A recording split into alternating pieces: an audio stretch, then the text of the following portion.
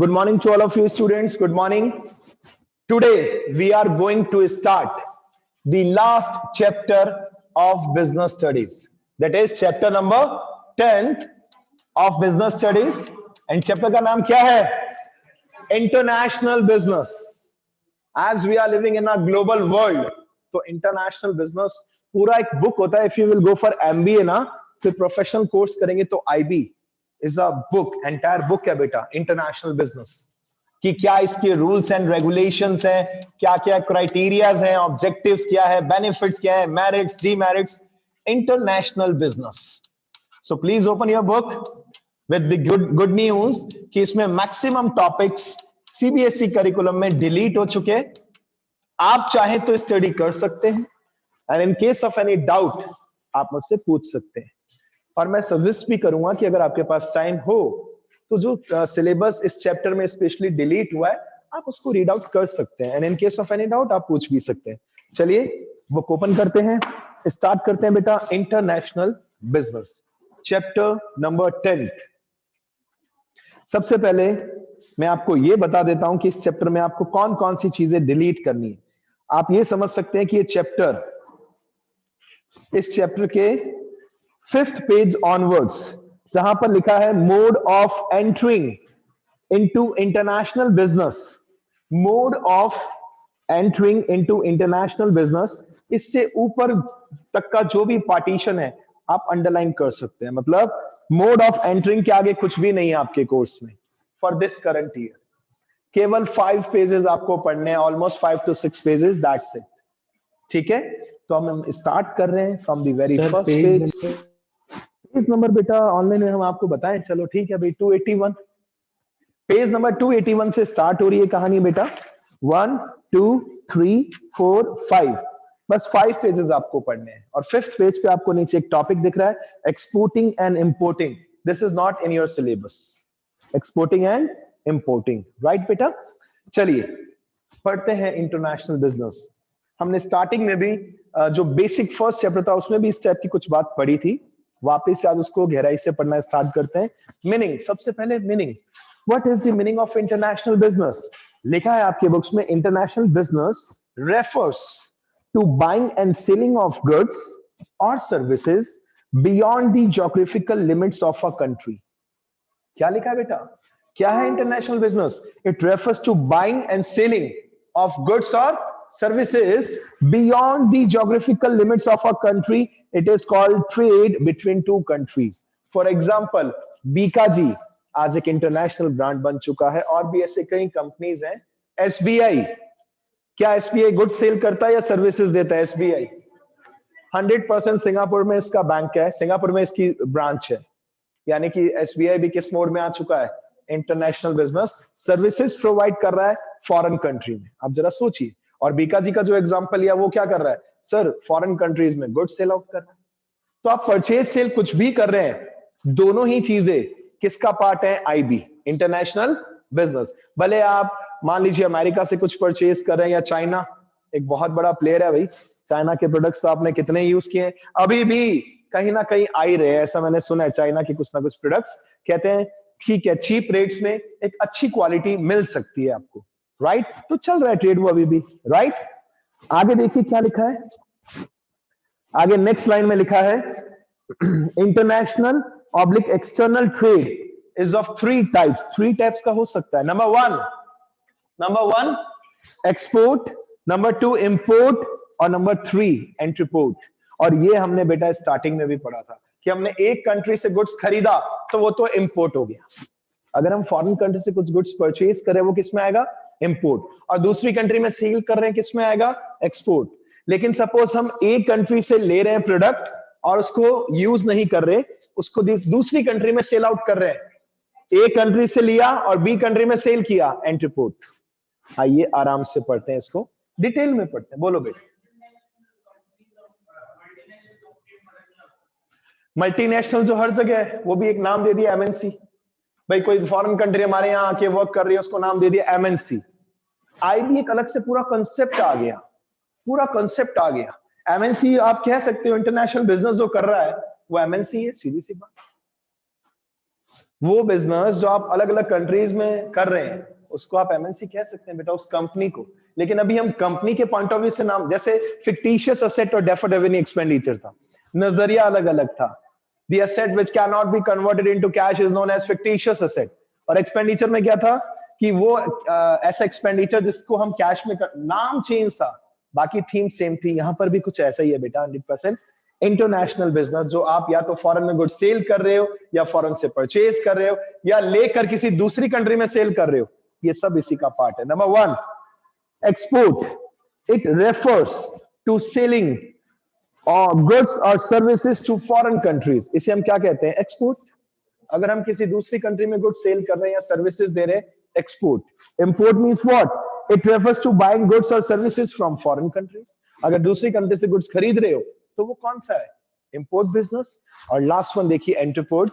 When we import goods not for consumption in home country, हमने कुछ product purchase किया और उसे कंजम्पशन नहीं कर रहे, उसे किसी और कंट्री में सेल आउट कर रहे हैं। देखिए लिखा है नेक्स्ट लाइन में, but for exporting them to another country, ये भी एक ऑप्शन है। आगे चलिए बच्चों, क्या लिखा है? एक बहुत छोटा सा टॉपिक है, नेचर ऑफ एक्सटर्नल ट्रेड या इंटरनेशनल बिजनेस। आखिर इंटरनेशनल बिजनेस का क्या नेचर है भाई, क्या प्रकृति क्या है इसकी? 2 पॉइंट्स लिखे केवल। Number 1, involvement of 2 countries. अगर आप इंटरनेशनल बिजनेस कर रहे हैं, इट मींस ये बात पक्की है 2 कंट्री इन्वॉल्व हो रही हैं। सपोज आप इंडिया के हैं और अगर आप ऑस्ट्रेलिया से कुछ डील कर रहे हैं, तो वो इंटरनेशनल बिजनेस ही है। 2 कंट्रीज, रूल्स एंड रेगुलेशन सब कुछ आपको ध्यान रखना होगा। क्या क्या रूल्स है, रेगुलेशंस है, कितने चार्जेस देने पड़ेंगे, taxes and all, each and everything, सारे रूल्स आपको फॉलो करने पड़ेंगे। आप ऐसे कुछ भी डील नहीं कर सकते। तो नंबर 1 लिखा है, इन्वॉल्वमेंट ऑफ 2 countries। इसका क्या मीनिंग हुआ sir? An international business, minimum 2 countries are involved. Buying and selling across the borders of the country can also be termed as external trade। जहां 2 countries का बॉर्डर बीच में आ रहा है, of course, वो कौन सा ट्रेड है? एक्सटर्नल ट्रेड है। Trading between 2 far cities, trading between 2 far of cities of the same country cannot be termed as international business। आप राजस्थान के हैं और आपने अंडमान निकोबार में गुड्स सोल्ड किया, ये इंटरनेशनल बिजनेस नहीं है, विद इन द कंट्री है, within the country. It can not be termed as international business. अब ये नहीं कह सकते सर हम बीकानेर के और हमने ठेठ महाराष्ट्र में गुड्स बेचा, तो क्या हुआ? Distance doesn't matter. मैटर क्या करता है? 2 अलग अलग कंट्रीज की का बॉर्डर। सिंपल सी बात है। नेक्स्ट में आते हैं बेटा, बहुत इजी है। Payment in foreign currency. Payment in foreign currency, इसमें लिखा है each country has its own currency. ये बात सब बच्चों को पता होनी चाहिए। कहीं पे ग्राम चल रहा है, कहीं पे डॉलर चल रहा है, कहीं पे अलग अलग चीजें, पॉन्ड चल रहा है। सिंपल सी बात है ना। दुबई में क्या चलता है? दिरहम। अलग अलग चीजें, तो इसकी भी नॉलेज कॉमर्स के बच्चों को होनी चाहिए। कॉमर्स का बच्चा मतलब प्रैक्टिकल दुनिया के लिए बनाया, सीधी सी बात। हर टाइप की नॉलेज लो, प्रैक्टिकल, मजा आएगा आपको। Payment in foreign currency. Each country has its own currency. Payment for imported goods is made in foreign currency and payment for export is also received in foreign currency। क्या बातें हुई? ये 2 बातें हैं। Number 1, payment for imported goods is made in foreign currency. रुक जाइए, अगर आप अमेरिका से गुड्स खरीद रहे हैं, आप जरा प्रैक्टिकल सोच के देखिए, आप अमेरिका से गुड्स खरीद रहे हैं, उन्हें पेमेंट इंडियन करेंसी देंगे या क्या देना होगा? हम अमेरिका से गुड्स खरीद रहे हैं, तो सर अमेरिका को क्या देंगे? डॉलर देंगे सर, डॉलर देना पड़ेगा, नहीं तो वो कहेंगे भैया ऐसे तुम्हारी करेंसी की तो कोई इज्जत ही नहीं है भाई, कुछ भी कह सकते हैं। तो वापस से पढ़िए, payment for imported goods is made in and payment for export, ये हालांकि आगे आने वाले टॉपिक में आप पढ़ेंगे बहुत अच्छे से। Payment for export is also received in foreign currency. इसको अच्छे से पढ़ेंगे आने वाले टॉपिक्स में, डोंट वरी। नेक्स्ट पेज पे आ जाओ जल्दी से, क्योंकि करेंसी का फिर इशू, अभी कंफ्यूज मत होना। नेक्स्ट पेज पे आइए, प्रॉब्लम्स ऑफ इंटरनेशनल बिजनेस। बच्चों देखिए 4 पॉइंट हैं, आप सबके दिमाग में रहने चाहिए। देयर आर 5 पॉइंट्स हैं, 5 पॉइंट्स। अगर आप इंटरनेशनल बिजनेस करना चाहते हैं, सपोज आपकी भी एक ऑर्गेनाइजेशन है और आप चाहते हैं अपने बिजनेस को इंटरनेशनल लेवल तक लेके जाएं, तो उसमें कई सारी प्रॉब्लम्स आती हैं। इट्स नॉट इजी कि आप फॉरेन कंट्री में अपना प्रोडक्ट सेल आउट कर दो। नंबर 1 प्रॉब्लम क्या आ सकती है? Legal procedure. कोड से रिलेटेड जो लॉज हैं बहुत सारे एंड ऑल, अब लीकर बेचना चाहते हो फॉरेन करेंसी, फॉरेन कंट्री में, इट्स नॉट इजी कि आप वहां पर क्या कैसे नियम कानून, इट्स नॉट इजी। पढ़िए क्या लिखा है लीगल प्रोसीजर में। इंपोर्ट और export of goods involves a lengthy and complicated procedure. अगर आप किसी कंट्री के साथ डील करना चाहते हो, इट्स नॉट इजी बच्चों, आपको काफी लेंदी और कॉम्प्लिकेटेड पूरा प्रोसीजर फॉलो करना पड़ेगा। Prior permission of the government has to be obtained before exporting और इंपोर्टिंग गुड्स और सर्विसेज। आपको गवर्नमेंट से पूरा परमिशन लेना पड़ेगा। One has to fill many documents, get custom clearance, conversion of rupee into foreign currency, booking of ship, all these are time consuming activities। India और Singapore का maximum trade पता है किसके थ्रू होता है? कई सारे ऑप्शंस होते हैं ट्रांसपोर्ट के। एक ऑप्शन शिप, एक प्लेन वाला, और रोड वाला भी हो सकता है। तो बताओ इंडिया से सिंगापुर वाला कौन सा, किसी को पता है? शिप के थ्रू होता है बेटा। सिंगापुर का जो शिप पोर्ट है बेटा, वो वर्ल्ड का सेकंड बिजीएस्ट, बिजी मतलब बिजी रहने वाला शिप पोर्ट है। उनका मैक्सिमम, क्योंकि जो सिंगापुर है वो 70 to 80% ओशन से घिरा हुआ है, राइट। काफी जो क्या कहते हैं आप हिंदी में उसको, क्षेत्रफल कहते हैं, या जो एरिया डिस्टेंस है उस कंट्री का काफी कम है, इसलिए वो कंट्री ऑस्ट्रेलिया फैला हुआ है। क्षेत्रफल जो क्या बोलते हैं आप इंग्लिश में से, मैथ्स के स्टूडेंट्स क्या बोलते हैं भाई online? Parameter.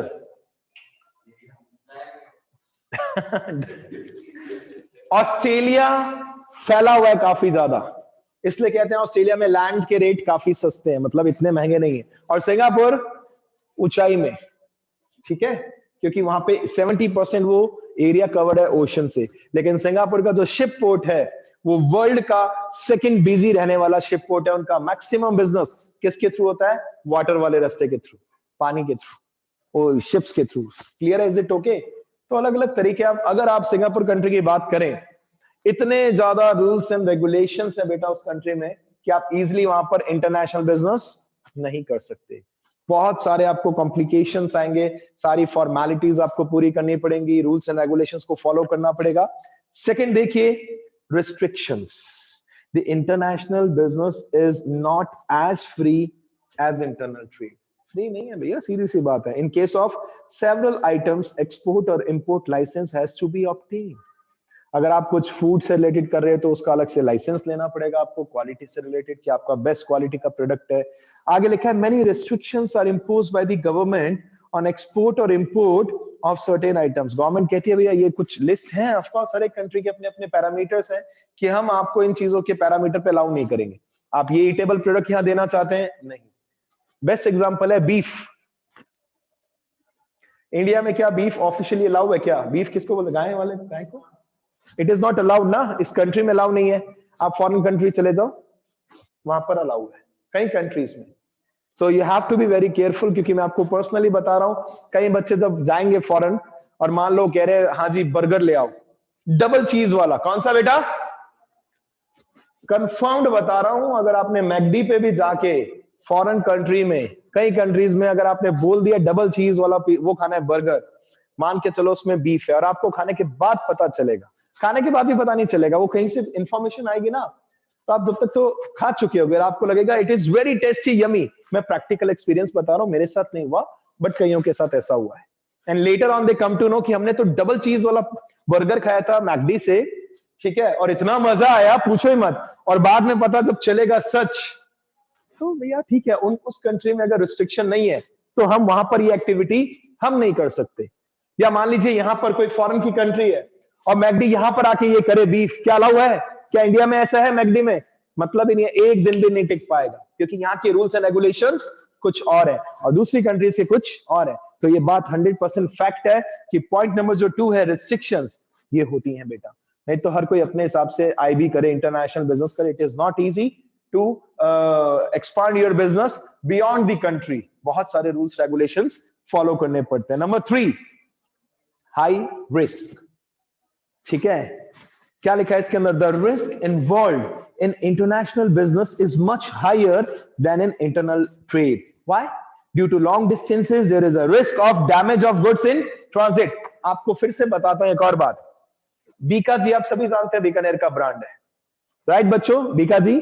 Yes online students, जब आप इनके मैन्युफैक्चरिंग यूनिट में जाके देखेंगे तो जो इंडिया के लिए ये गुड्स बना रहे हैं भुजिया, वो एक सेपरेट डिपार्टमेंट है, उसके अलग से पूरा प्रोडक्शन यूनिट है, और एक डिपार्टमेंट इनका एक प्रोडक्शन यूनिट है बेटा, वहां पर ये फॉरेन के हिसाब से भुजिया बना रहे हैं एंड अलग वेरिएंट जो भी बना रहे हैं। ये बात फैक्ट है। हम कई बार बच्चों को एमबीए लेवल तक के स्टूडेंट्स को लेके जाते हैं इंडस्ट्रियल विजिट के हिसाब से, नेक्स्ट ईयर आपको भी लेके जाएंगे 100%। तो कभी भी ये आपको फॉरेन वाला जो प्रोडक्शन यूनिट है उसमें एंट्री भी नहीं देंगे, और जो लोकल यूनिट है जो इंडिया के लिए जहां पे प्रोडक्शन होता है, वहां ये आपको कहेंगे खाओ सैंपल, जो भुजिया खानी है, चिप्स खाना है खाओ, कोई टेंशन नहीं है। लेकिन जो फॉरेन कंट्री के हिसाब से इनका प्रोडक्शन हाउस है, वहां ये आपको एंट्री, क्योंकि वहां पर इनको भी पता है कि फॉरेन में जब भेजेंगे दूसरी कंट्री में, तो उसके अंदर कई सारी चीजें ऐसी ऐड ऑन करनी पड़ेंगी जिससे वो जल्दी खराब ना हो, क्योंकि वहां पहुंचने में अच्छा खासा टाइम कंज्यूम हो जाएगा। आप जरा सोच के देखिए, बहुत सारे पैरामीटर्स हैं बेटा, इट इज नॉट इजी, तो रिस्क भी तो ज्यादा है। क्वालिटी 100% क्वालिटी, सुपीरियर क्वालिटी होती है, ये बात फैक्ट है बेटा 100%। क्योंकि मुझे अच्छे से एक छोटा सा एक्सपीरियंस दिया ना, मैं फ्लाइट में आ रहा था, अब आपको पता है उसमें लिस्ट होती है कई सारी क्या खाना है, तो उसमें सस्ता सा कुछ इंडियन एक डब्बा मिला था अलग से भुजिया का, बहुत आज भी पड़ा है मेरे घर पे, छोटा सा डब्बा, आई थिंक 250 का था। तो मुझे लगा यार ये डब्बा अच्छा लग रहा है इसलिए मैं ये लूंगा, अंदर क्या है मुझे मतलब नहीं है, डब्बा बहुत अच्छा था बेटा, बीका जी या बीकाराम ऐसे कुछ ब्रांड था, ठीक है, और डब्बे की वजह से मैंने लिया, क्वालिटी भी सुपीरियर थी भुजिया की डेफिनेटली। तो बनाती है कंपनीज को पता है अगर इंटरनेशनल लेवल के हिसाब से बनाना है तो उसकी क्वालिटी क्या रखनी पड़ेगी, सुपीरियर, और जल्दी खराब भी ना हो, नहीं तो रास्ते में खराब हो गया और एक बार गुडविल अगर डाउन हो गई फिर तो जयराम जी की है, सीधी सी बात है। सब चीज टेस्ट वेस्ट क्वालिटी प्राइस भी ऑफ कोर्स अलग होता है, ठीक है। मैं आपको फिर, अब देखिए डिस्कशन चल रहा है तो बता देता हूं, आप अगर फॉरेन कंट्री में आपको गोलगप्पे भी मिल जाएंगे बीका जी के, पैक्ड आता है सब कुछ, 5 से 6 पीस होंगे या 10 पीस मैक्सिमम, $5 का डब्बा कम से कम, $5 से $6 का। अगर मैं सिंगापुर डॉलर की बात करूं तो अराउंड 50 to 60 रुपीज है, यूएस वाला तो 70 to 80 है। तो आप सोचिए अगर सिंगापुर डॉलर जो 50 मानते हैं एक बार अपन, और $6 का एक गोलगप्पे का डब्बा, पैक बहुत अच्छे से यूनिक पैकिंग, अंदर गोलगप्पे हैं और पानी का पाउडर है, बनाओ घर पे खाओ एंजॉय करो, राइट। 10 पीस कितने डॉलर, $6 भी मानता हूं मैं, 6 into 50 भी रेट पकड़ता हूं, उससे ज्यादा है, 300 रुपीज एक गोलगप्पा, कम से कम 30 रुपीज का। क्या करें, लोग लेते हैं बेटा, लोग लेते हैं, क्या करें, इंडिया की चीजें नहीं मिलती उनको, नहीं तो फॉरेन कंट्री में चले तो जाएंगे। आप में से भी कई यंगस्टर्स, अब खाओगे क्या वहां पे, और इच्छा हो रही है मन में, डेडिकेशन, गोलगप्पा खाना है, तो you have to spend money accordingly, सीधी सी बात, ठीक है। तो हाई रिस्क भी है, अगर उसकी क्वालिटी खराब होगी तो अगली बार वो प्रोडक्ट उस कंट्री में सेल आउट नहीं होगा, सीधी सी बात। तो थर्ड पॉइंट 100% सही है सर, हाई रिस्क, बिल्कुल करेक्ट है, high risk, the risk involve in international business is much higher, ठीक है, इज इट ओके बच्चों। Then an internal trade, due to long distances there is a risk of damage of goods in transit. There is also the risk of fluctuation in currency conversion rate. क्या मतलब हुआ इसका, fluctuation in currency conversation rate. आपने deal की जनवरी में, currency का rate चल रहा था सपोज 45 रुपीज, और जब तक वहां गुड्स पहुंचा मे बी रेट हो गया 48 रुपीज, 43 रुपीज। रिस्क है बेटा, रिस्क है इसमें, आप सोचिए। As well as number 1 next देखिए क्या लिखा है, the exporter must take marine insurance policy before sending the goods through ships. ये क्या है, what is the meaning of marine insurance. बिल्कुल, शिप का इंश्योरेंस तो लेना ही पड़ेगा, क्योंकि एक बार अगर शिप पानी में डूब गया तो वो आपको भी डुबा देगा, इनडायरेक्टली तो आप ही डूब जाएंगे। और सोचिए शिप में कोई छोटा मोटा सामान नहीं जाता, करोड़ों का सामान जाता होगा, सोचिए। तो मराइन इंश्योरेंस वो भी फ्री में नहीं होगा, उसका भी क्या लेना पड़ेगा, इंश्योरेंस प्रीमियम लेना पड़ेगा, उसके भी पैसे हमें देने पड़ेंगे। तो बात सही है कि जो हम टॉपिक पढ़ रहे हैं प्रॉब्लम्स ऑफ इंटरनेशनल बिजनेस, इसमें सरवाइव करना बहुत टिपिकल है, कोई इजीली नहीं प्रोसीड कर सकता। पहला प्रॉब्लम था लीगल प्रोसीजर, दूसरा था रिस्ट्रिक्शन, तीसरा था हाई रिस्क, और चौथा डिफरेंट लैंग्वेजेस। ओहो, ये और प्रॉब्लम है। चाइना में एक्सपोर्ट कर रहे हो, समझ जाओगे क्या क्या लैंग्वेज होती है उनकी, चीन की पता ही नहीं, किसी की स्पेनिश शेयर, किसी की पता नहीं कौन कौन सी कंट्रीज, कौन कौन से लैंग्वेजेस। तो ये लिख रहे हैं different languages are spoken and written in different countries. Trader must appoint someone who can read and understand the foreign language to read the price list, terms and conditions of trade, etc. अगर आप export कर रहे हैं किसी भी country में तो उसके अकॉर्डिंग आपको अपना एक सबऑर्डिनेट भी रखना पड़ेगा, एक एम्प्लॉय एटलीस्ट एक या जितने भी, it depends on the level of organisation. बड़ी ऑर्गेनाइजेशन है तो ज्यादा रखने पड़ेंगे, छोटी ऑर्गेनाइजेशन है तो कम से भी काम चल सकता है, ठीक है। And the last point, arrangement of foreign currency. For making payment of import, importer has to arrange foreign currency which involves lengthy procedure. ये भी प्रॉब्लम। अब मैं आप बच्चों के साथ एक छोटी सी करियर अपॉर्चुनिटी डिस्कस करता हूं जो पहले हुआ करती थी, अब वो भी आपसे छिन गई है। आज से अराउंड लास्ट 8 to 10 इयर्स में एक बहुत अच्छी अपॉर्चुनिटी बच्चों को मिली। लैंग्वेजेस, फॉरेन लैंग्वेजेस सीखते थे बच्चे, कोई जर्मन सीखता था, कोई स्पेनिश, कोई अलग अलग लैंग्वेजेस, ठीक है। क्योंकि अगर कोई भी बिजनेसमैन जो इंडिया का, बीकानेर में भी कई ऐसे बिजनेस हैं जिनके कारपेट का काम है, कारपेट प्रोडक्शन, और वो फॉरेन में अपना गुड्स क्या करते हैं, सेल करते हैं बहुत अच्छे दाम पर। लेकिन अगर कोई मीडिएटर ही नहीं हुआ जो लैंग्वेज में रोल प्ले कर सके, नहीं तो आप डील कैसे करेंगे। आपको किसी कंट्री में, इंग्लैंड में डील करना है, आपको पता ही नहीं वहां पे क्या लैंग्वेज यूज में है। तो पहले के टाइम में बच्चे क्या करते थे, फॉरेन लैंग्वेजेस सीखते थे ग्रेजुएशन के साथ साथ, किसी ने जर्मन, स्पेनिश या जो भी लैंग्वेज है। अब उसमें अपॉर्चुनिटी हो गई है काफी कम। तो अब लाइफ में इसको तो अपने रूल से साइड कर देना अपनी लाइफ से कि हम कुछ लैंग्वेज, वो एक्स्ट्रा एक्टिविटी में आपको पार्टिसिपेट कर सकता है, बट मेन आपको लाइफ में अपॉर्चुनिटी उससे ज्यादा मिलने वाली नहीं, ठीक है बच्चों। तो फॉरेन लैंग्वेज सोच समझ के, मेन टारगेट मत रखना कि फॉरेन लैंग्वेज सीखेंगे किसी कंपनी में जॉब लग जाएगी और फिर देखो सामान इधर उधर, राइट। सो बाय बाय, ज्यादा नहीं पढ़ा, कल इसको और कंटिन्यू करते हैं आगे बेटा, ठीक है students, bye bye, all the best. Please इसको यहां तक रीड आउट कर लेना।